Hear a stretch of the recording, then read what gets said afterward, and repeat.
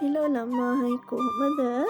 අද අපි බලමු සැරකන්නාස අයට කොහොමද සැරමසර සොසේජ් කරි එකක් හදාගන්නේ කියලා. මාත් උයන්න දන්න කෙනෙක් නෙමෙයි අනේ. ඉස්සෙල්ලාම මේ විදිහට ඔක්කොම ටික කපා ගන්න ඕන. කපා ගන්න ලුණු, කරපිංචා, තක්කාලි, සුදු ලුණු වගේ දේවල්. සොසේජස් ටිකක් කපා ගන්න. ඊට පස්සේ චාච්චුවකට තෙල් ටිකක් දාලා මේ වගේ සොසේජස් ටික බෙද ගන්න ඕන. ඔයාලට උයන්න පුළුවන් දනේ. මම නම් තාම උයන්න පුරුදු වෙන ගමනෝ ඉන්නේ. ඊට පස්සේ මෙන්න මේ විදිහට තමයි බෙද ගන්න ඕන. ඊට පස්සේ තව තෙල් ටිකක් දාලා අපි ඒකට 3-5 මිරිස් දාලා ඒක රන්වන් පෑවෙනකම් තෙලේ බෙද ගන්න ඕනි. ඊට පස්සේ අපි ඒකට අර කපාගත්ත ලුණු ටික එකතු කර ගන්නවා.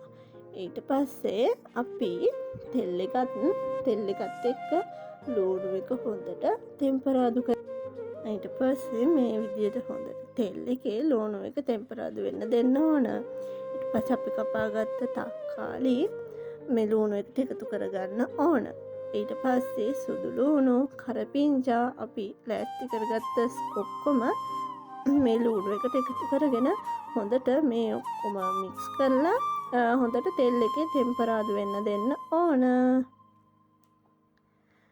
ඊට පස්සේ මේ විදිහට හොඳට ටෙම්පරාදු කරගෙන අපි අපේ රසට ලුණු එකතු කරගන්න ඕන. ඔයා තවත් සැර කන කෙනෙක් නම් ඔයාට ගොඩක්ම සැර වුණා නම් ඔයාට මේකට ගම්මිරිස් මේ විදිහට එකතු කරගන්න පුළුවන්. ඒ වගේම ඔයා ඊටත් වඩා සැර කන කෙනෙක් නම් ඔයාට හෝ මිරිස්, එතකොට අමු මිරිස්, කොච්චි වගේ දේවලුත් මේකට එකතු කරගන්න පුළුවන්. මම අපේ ගෙදර අය කන විදිහට සැර එකතු කරගත්තා. ඊට පස්සේ මේ ඔක්කොම හොඳට ටෙම්පරාදු වුණාට පස්සේ අපි බැදගත්ත සොසේජස් ටික මේ විදිහට එකතු කරගන්න ඕන. ඊට පස්සේ ඒ ටික හොඳට කවලම් කරගන්න ඕනි. ඔන්න අපි දැන් සොසේජස් එක හදලා ඉවරයි. ඔයාලා මේකට තක්කාලි සෝස් වගේ දේවල් එකතු කරගන්න පුළුවන්. මම ඒව එකතු කරගත්තේ නැහැ.